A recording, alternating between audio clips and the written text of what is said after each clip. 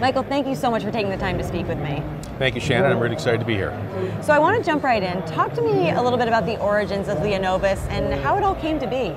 So Leonovus has been around for about 7 years. We've invested about $25 million in the software-defined storage technology that we have. We have numerous patents filed.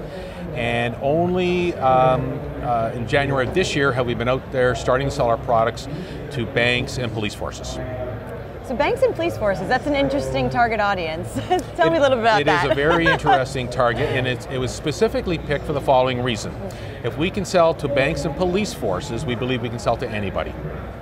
That's the rationale. Well, that makes sense. I'm sure they're the toughest ones to sell this things to, because they probably think that they have it figured out, right?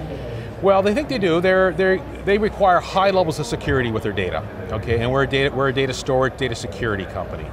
So we felt that if we could go in and convince a police force or a bank to use our technology, okay, to store their bulk archival and backup data, and we're doing that we could sell to anybody.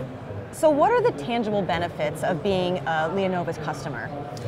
So the first benefit, the obvious benefit, is that we reduce your requirement for having all your data in one location on premise. We spread the data across many data centers, which means you have many more choices from a cost and service perspective, okay? We are hardware, software, and cloud agnostic. We don't care where you want to put the data. Second thing being is because it's in multiple locations, it's much more secure, okay? Third thing being is that because of the blockchain now, you've got a complete immutable chain of evidence compliance engine in the background. The final thing being is super flexibility. All IT organizations now are looking for much more flexibility in how they manage their data. So talk to me about the pain points then that you're ultimately solving for banks, police forces, and companies beyond that. So we start out with a little bit of a shocking statement. We tell them not to put their data in a data center. Oh, you must get some fun faces when you say that. Absolutely. And reactions. Absolutely. If you go to our website, in fact, we even say we destroy your data. Okay, so what we do basically is we take their data, we do a process which we call encrypt, shred, and spread. Okay, so basically it takes the data into a software blender, if you will. We encrypt it, we shred it, and we spread it. We tell the bank or police force is that we will take your data and move it in a multi-cloud structure in many different clouds. So any one cloud or storage endpoint only has a little piece of the data. Okay, so if the bad guys or bad actors break into any one storage node, there's nothing there for them. There's nothing there for them to grab. This becomes a hyper-secure way of storing bulk archival and backup data. And as you probably know, the police force now, for example, with body cams and car cams, are storing massive amounts of data for evidentiary purposes. And then, you know, this is obviously all run on the blockchain. This is clearly, the revolution is here, blockchain is not going away, and what has been the impact on the business? So added to all this, we added the blockchain last year, okay? So imagine all these pieces of data, millions of pieces of data on many different storage platforms in the environment, and we use a blockchain to track where they all are.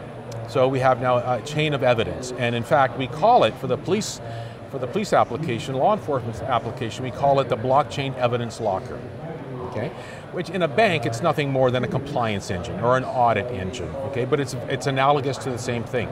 So that the user, the police force of the bank, now has an immutable backup or history of where their data went. So remember, we encrypted it, we shred it, and we spread it, and then we use a blockchain to track where it all went.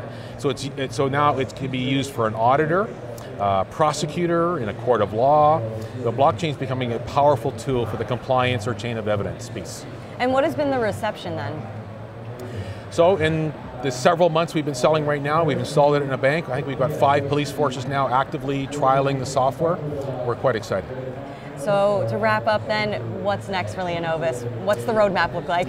So we need to continue messaging to FinTechs and to police forces about this new technology, because to be honest, they're all concerned about, when I tell them to move everything to a multi-cloud environment, they kind of not get their backs up, but I have to explain that, right? But once we get the chance to sit down and talk to them, the light bulbs go on, they go, my God, you're right. Leonovus is far safer in a multi-cloud structure. Well, Michael, thank you so much for your insights. Thank you, Shannon. From Medici Studio, I'm Shannon Rossick.